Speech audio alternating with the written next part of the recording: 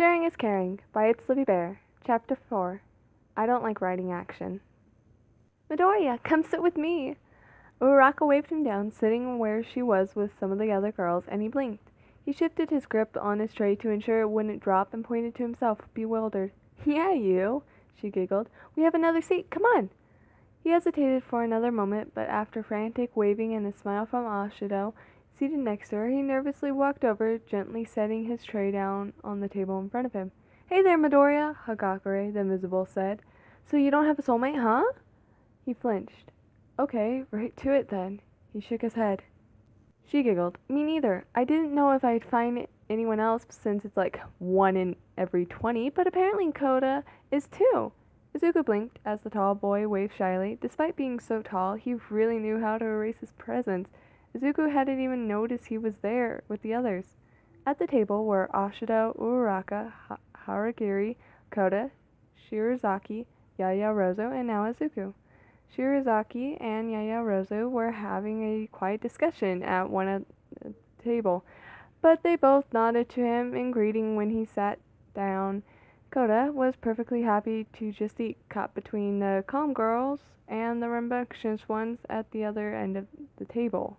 Ashido sighed dreamily, resting her chin in her hands.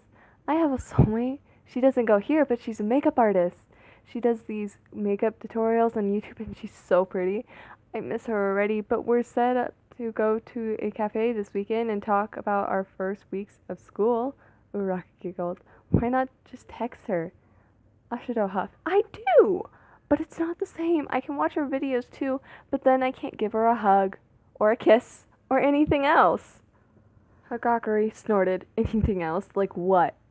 Ashido flushed purple and grinned slyly. Oh, you know, holding hands. Gasp! Scandalous! I know! Uraraka leaned forward. Does she have a neat quirk? Ashido lit up. Oh yeah, it's super handy for her, and just all around convenient. She can summon mirrors. I can too, but it's only one at a time and only the size of a hand mirror. She could do really big ones and have multiple, which really helps her with her makeup and styling. Uraraka sighed, smiling. That sounds really nice.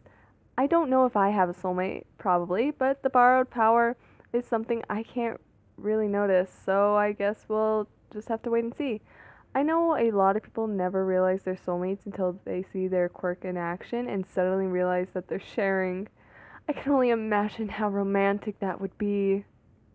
Yeah, Ashido nodded. I know my girlfriend has a really outward quirk, but transformation and mutation quirks are always a little difficult to spot. Aya, my girlfriend, she's just a little pinker and has 2 tiny little nubs on her head, just bumps. She almost looks like she has a permanent blush, but it's the color of my skin. Her hair is strawberry blonde and just... Ashido sighed again, faced a dopey smile, much to the giggles of the other girls. Ah, Yaoyorozu hummed, chiming in. I'm not certain of my soulmate either. I know the quirk I would have been given, but finding them has been difficult. Still, I hold out hope. Creation should be hard to miss. We could be on the lookout, Uraraka gushed. What's the borrowed quirk? Yaoyorozu smiled, looking away. I have exceptional good hearing. I can hear someone from across a room. Helpful, but having better hearing is an aspect of multiple quirks. I won't know for certain until I see creation at the hands of someone else, but thank you. What about you, Shirazaki? Haragaki nudged the girl next to her. Do you have a soulmate? The vine girl sniffed. Should God choose to grace me with a partner, I can only hope they are as pure-hearted as I. She clasped her hands together and closed her eyes, seeming to pray. I have no need for a heaven-appointed companion, but I will welcome one should they come.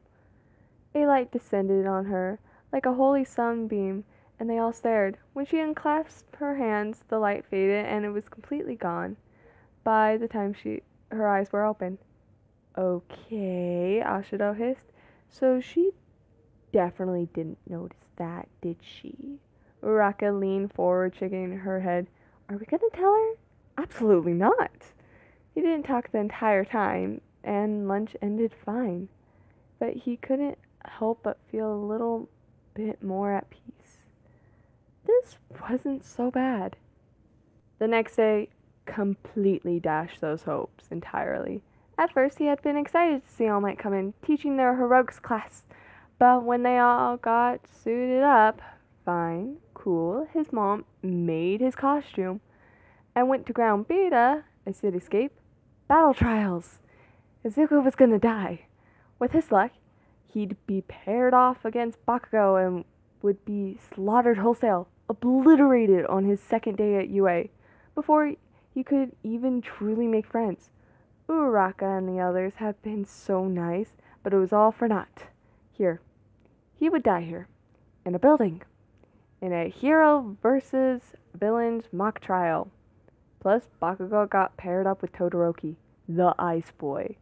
Despite having Tokoyami, a quiet, bird-headed boy who gave Izuku a gentle nod, he didn't think the two of them could stand up against those two. Luckily, or unluckily, he wasn't first. That honor went to Sero and Ashido as the heroes, and Uraraka and Yaoyorozu as the villains. He nervously bit his lip, watching the two villains set up. He got to see Yaoyorozu's creation quirk at work, setting up traps and blocking off entrances to the area they were getting set up in, the room with the fake bomb. Uraraka was just waiting, floating up some of the things in the room to move them. 5 minutes was not a long time to set up, so they didn't get more than the main rooms trapped, but then Sero and Ashido were released into the building. They held together, and Sero flung tape down the hall. Ashido was releasing acid through her feet, letting them slide at great speeds until they darted up the stairs and went to the next floor, quickly covering ground. There were some misses, of course, especially when turning corners, but other than a few trips-ups, they were making great time. Only 3 out of the 10 minutes had passed by the time they made it to the floor where the bomb was, and they set off the first trap. It was a tripwire and sent them both sprawling, letting Uraraka dart forward and tap Ashido, sending her to the ceiling to bob along, completely not in control and unable to more than scramble for any purchase she can't find. Sero tries to roll onto his back and sling her with some tape, but Momo crafted a stick with a flurry of pink sparkles and slammed it to where his shoulder had been before he rolled away, stopping his tape from hitting the target or anything, really. Taping his tape as it fell, Uraraka looped the tape around him as he struggled to his feet, trying to avoid Yaoyorozu and her jabbing staff.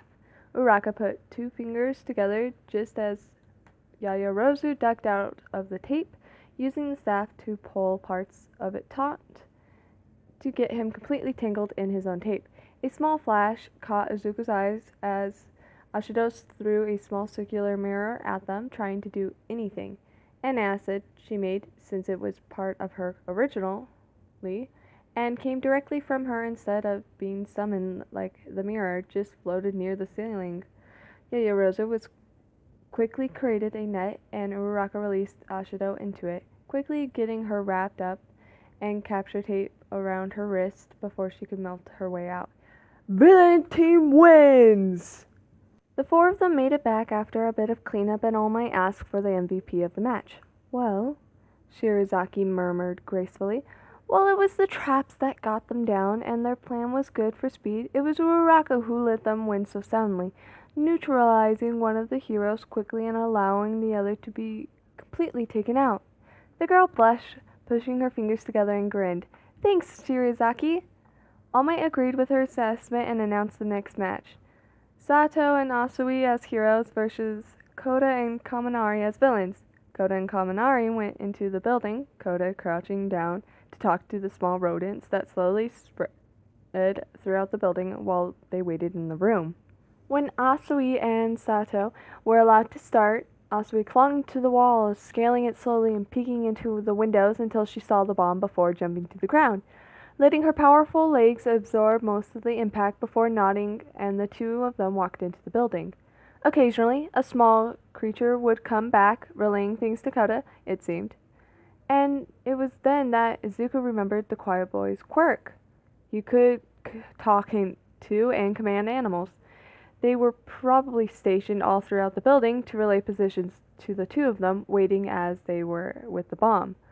When the two heroes were a floor away, Kaminari walked out of the room, grinning and giving Koda a thumbs up. He saw the heroes before they saw him, ducking around behind a corner with a smirk. When they were within range, he stepped out, yelling, and the air filled with electricity. Sato instantly downed some sugar and tackled him, making the boy yelp, and they fell to the ground. Sato was passed out, completely stunned, and Kaminari was squirming beneath him, completely unable to do anything to move, and a little dazed himself. Asui bounded past the fallen pair, soon finding herself in the room with Koda, and at that point the battle was over quickly, with her jumping forcefully all the way to the bomb, thus ending the exercise. Asui and Koda made it back, the medbots taking the other two to the infirmary, and All Might asked who the MVP was. Well, Yayarozu stated, while Asui secured the win, Sato took a hit to ensure their victory. Despite that, I think Koda should be the MVP, since he made good use of his resources and did excellent information gathering. Sato made a noble sacrifice. Shirizaki disagreed calmly. I agree with both of you, but I will call Sato MVP for his neutralizing counter. All Might puffed up before the disagreement could become a full debate. Next, Ida and Ojiro as the heroes versus Midori and Tokoyami as the villains. Oh boy, it was him. He was in a haze of pain as he came to in the infirmary. He vaguely remembered working with Tokoyami and Dark Shadow to hold off both Ida and Ojiro, but something had obviously made him use One for All, because his arm was aching lately. He would also no doubt be covered in bruises from Ojiro's tail because he really knew how to hit hard. Ah, Midoriya, you're awake! He blinked and saw his bird-headed classmate. Oh, Tokoyami came to see him in the infirmary. He swallowed. Did we win? Tokoyami nodded. They ran out of time. We managed to hold them back. I came to ensure you did not injure yourself too greatly in the last attack. While it saved the day, it looked rather painful. I hope you're not in a great deal of pain. Izuku shook his head, lightly smiling. He was fine, really, but it was really nice that Tokoyami had stayed. He looked at the clock on the wall and winced. Was it really that late? Ah, Tokoyami hummed. School ends in a few minutes. Aiwazawa let me come see if you were all right and also deliver your homework. I have left it on the table for you. He bowed. Farewell, Midoriya. I wish you a speedy recovery. Ah, that sucked. He had missed most of the school day and the last two matches besides. He knew the pairings, but not the matchups. Oh well, they'd probably be going over the battle trials in class later to really pick them apart, since they didn't have more than a few minutes between each one to talk. He was just glad no one else had gotten hurt. Recovery girl sent him home with a kiss and completely repaired arm. Apparently he had broken it in 2 places this time, but she merely clicked her tongue and told him to be more careful. Yeah, okay. He was used to being more careful. He could do that. Besides, better him than anybody else.